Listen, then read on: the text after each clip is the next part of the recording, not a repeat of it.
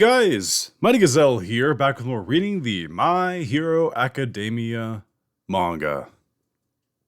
What is this? Sunlight? Yeah, I'm actually recording these during the day for once. For anyone who didn't know, I was at Anime Expo over the weekend, also at Families over the weekend, so I wasn't able to record it on Friday morning or Saturday, so here I am on Sunday. Sorry, even on Sunday, it's a little bit later. I think these come out at like 9 or 10 in the morning Pacific. Here I am a few hours later. But I am here. And I have not been spoiled for this chapter, thankfully. I was kind of worried that over the weekend I'd get spoiled, but I just kind of avoided the section in my Discord where they talk about it. So, yeah. I'm excited to dive on in. And I also want to say, and I promise I won't make this a regular thing. I'm just going to say it once because this is the first video pretty much since that. If you want to join as a member for the channel and get unique badges next to your name and stuff, as well as participate in polls for the channel, it's right next to the subscribe button. Helps me out, helps support the channel. Again, I'm not going to say this every video. Just want to say it once because I haven't had the chance to say it yet. So let's just dive on in. Chapter 358, sorry. Last we left off, biggest cliffhanger of the entire, not cliffhanger, biggest twist of the entire series, in my opinion. It was revealed that All For One either has rewind or some sort of, like, deviation of rewind, but essentially he's growing back the body that he lost in his fight against All Might. Which is insane. And then we get Deku, who's like flying, and there's like some strange objects approaching him. I personally hoping and praying that it's Koichi and Captain Celebrity flying in with the American guys. That's my personal hope. But just a wild chapter, and don't really know what to expect here. So let's just dive on in. Okay, let's blow this up. There we go. Sorry if there's like a blinding white glare in my face. I'm going full screen with the panels here. Okay. We're actually cutting to Shigaraki, Bakugo, Mirko fight with all the geniusts and everyone.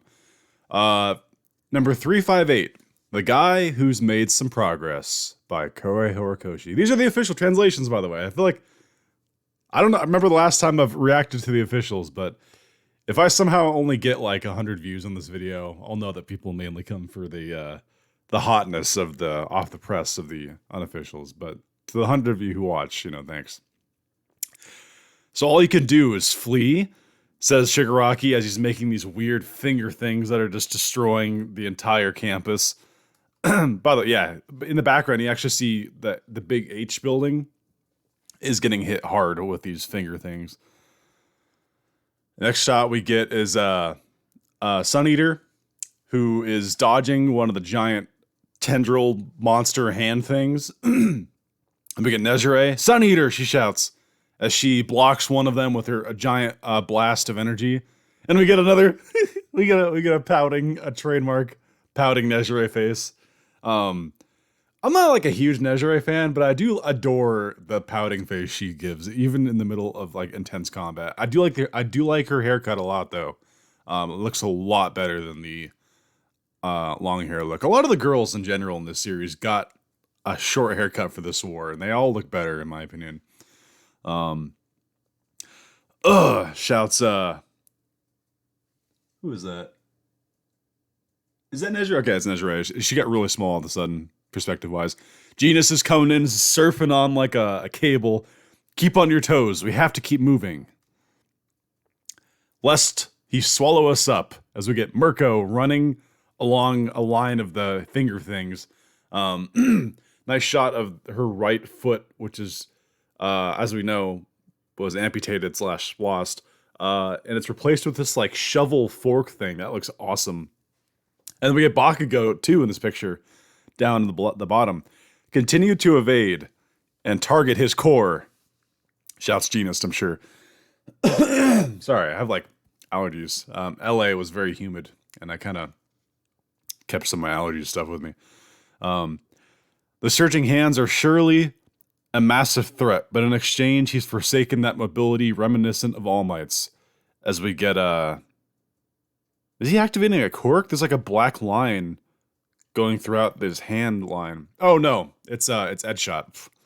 Purple thread throttle as he just basically blows up this line of hand. Dude, the amount of fingers and like hand things in this is disgusting. I mean, like, it doesn't bother me personally, but I feel like a certain amount of people are just going to be disgusted entirely by this. When I say it's disgusting, it's just like there's literally chunks of hand exploding out of this like thing that he's destroyed.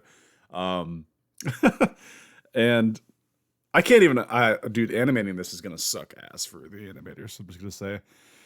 Because there's literally like thousands of hands or fingers. He asserts that this is not the doing of quirks, but rather simple growth, a dubious claim, says Ed Shot. And we get Shigaraki talking. Something I've personally been wondering is, like, there's like a huge speech bubble for Shigaraki here. Is this going to reveal, like, who's in control? Because it's been very ambiguous. Let's just dive on in. He says, the more the All for One quirk takes root within me. Okay, this is obviously All for One. Shigaraki would never talk like that. The more All for One quirk takes root within me. The more my body adapts to the legion of stockpiled quirks within, along with various environmental factors. Yeah, I love the way that they're decided to do this, where they just throw a bunch of big words for him to say, so you just immediately know it's not Shigaraki. Not that Shigaraki's dumb, he just doesn't talk like that. My body is searching, groping around for its ideal form. Understand Shinya Kamihara? That's Ed Shot's name. I never knew. Never knew that was his name. With this body and this power, as we get a shot of his hand, kind of like about to grasp the sun, all will come to rest in the palm of my hand, giving rise to a world of my own, or one beyond me entirely. Close up of Shigaraki's chapped lips. Appearance, form, function. For a world split between any hope of a status quo, all that awaits is schism and destruction. This is such All for One talking. These massive disparities give rise to incomprehension. Sorry. And lack of understanding, in turn, as we get a shot of Bakugo dodging these hands, leads to dread and rejection. And we get a really strange shot of Shigaraki here. It's almost like a glamorous shot. His face is like a blush or like in shadow. I can't really tell what they're going for here. That's the present state of the world, no? But under my rule, all will be united as the exploited class. All will be equal. Don't heroes yearn for world peace? Is it that hard to imagine actually taking a step toward that? I love how he's just trying to say, like, oh, I'm doing this for the better of society, you know? You heroes are really that ignorant. As we get Bakugo still dodging some hands. And now it's Bakugo's turn to say something. All right. Look, I don't know if that Shigaraki or All for One droning on right now. You should know that Shigaraki would never talk like that. Anyway, all this exercise helped me stock up more than enough.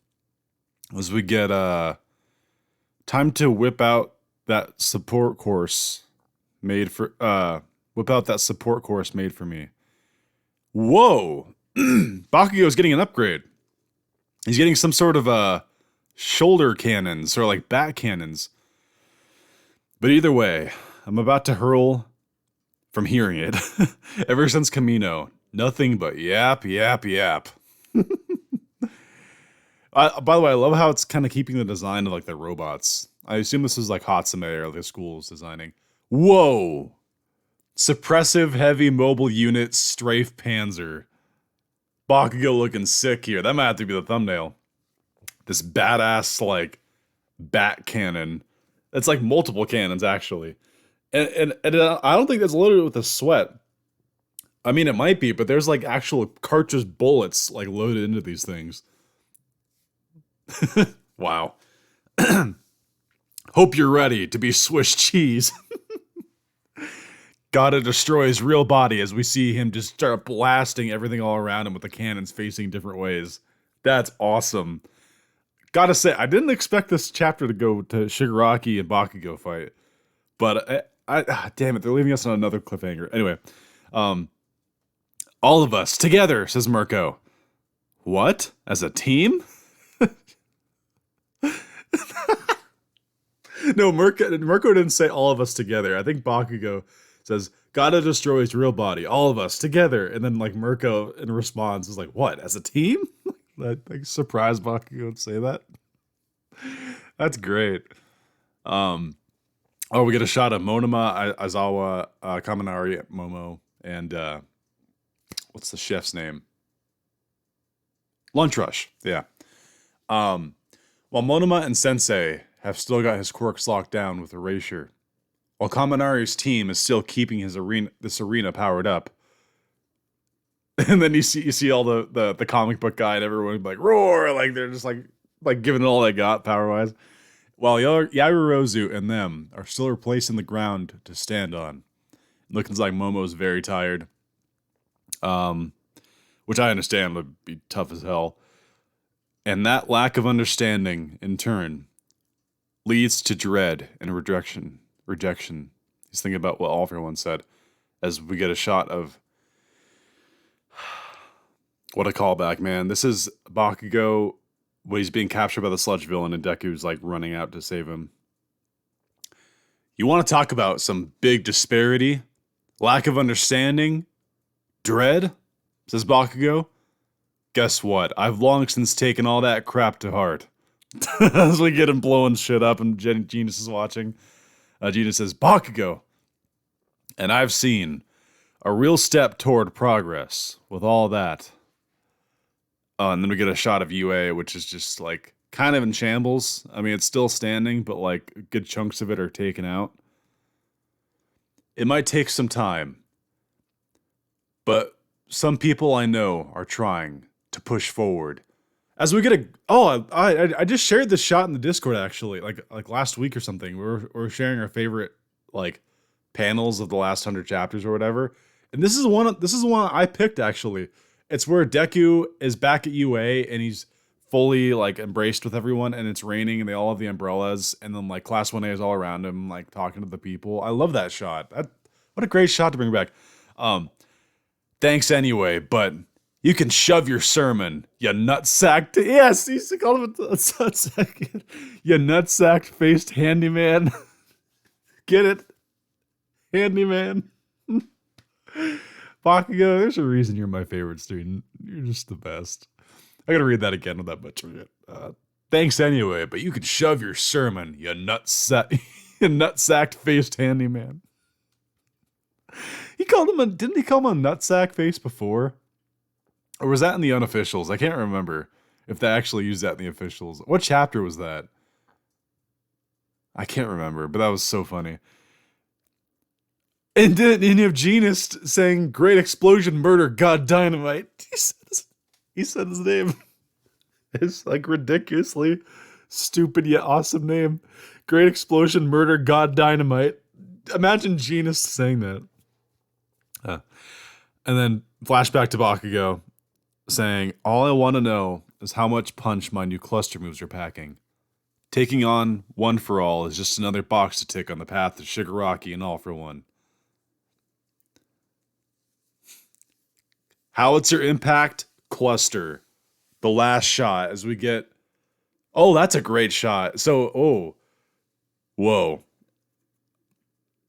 I can't tell if he's still using his bat cannons here, because they look like they're kind of gone at this point. Maybe he used them up, but basically it's the Howitzer impact we saw from the sports festival, but it's like with added like extra bullets coming out of him as he's diving right at Shigaraki.